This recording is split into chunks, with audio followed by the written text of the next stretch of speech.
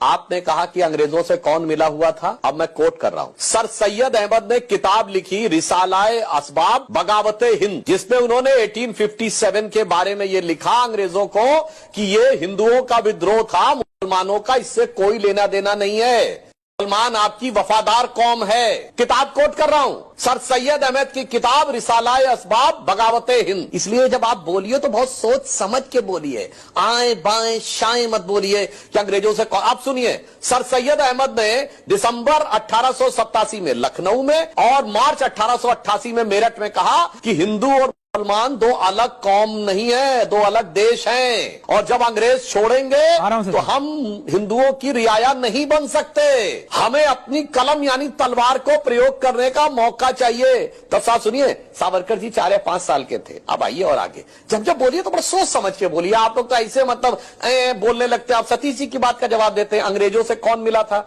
सतीश जी, जिस पार्टी की स्थापना एक अंग्रेज ने कराई, एलन ऑक्टेवियम ह्यूम, वो तो अंग्रेजों से मिली हुई नहीं थी।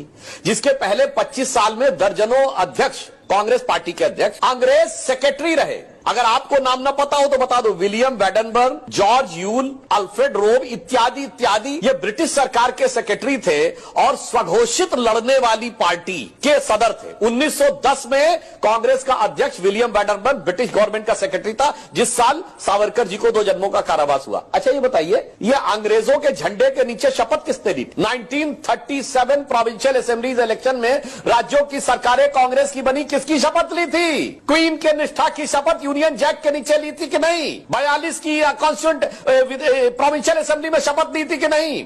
और 2 सितंबर 46 को नेहरू प्रधानमंत्री बने, अंतरिम सरकार में वेवल ने शपथ दिलाई, क्वीन के निष्ठा के नाम की शपथ ली, यूनियन जैक झंडे के नीचे।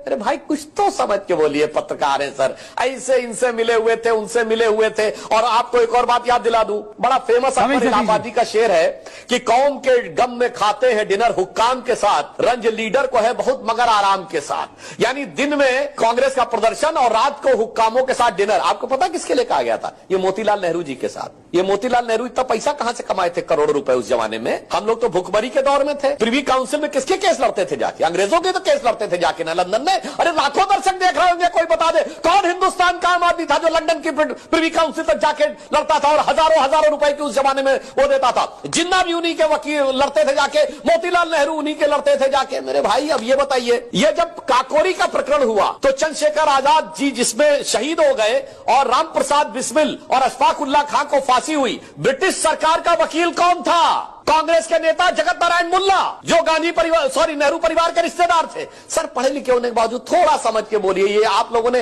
अब बताता हूं, ये जो एक तरफा हिस्ट्री पढ़ाई है ना, इन्होंने कहा सच झूठ, तो मैं साहब से भी कहना चाहता हूं, साहब कुतुब मीनार कुतुबुद्दीन ऐबक ने बनवाई, एक आरटीआई लगाई गई थी 10 साल पहले। एनसीईआरटी से पूछा गया आपने किस आधार पर बताया? हम सब ने किताब में पढ़ा है, एनसीईआरटी ने लिख के दिया हमारे पास कोई डॉक्यूमेंट्री एविडेंस नहीं है कि कुतुब मीनार कुतुबुद्दीन ऐबक ने बनवाई। इसीलिए मैं कह रहा हूं, ये हटा दो ये इतिहास झूठे तुम्हारे, यहां जर्रे जर्रे पे सच है लिखा रे। जो कोई किताबें ना बानी कहेगी तो माटी सभी की कहानी कहेगी।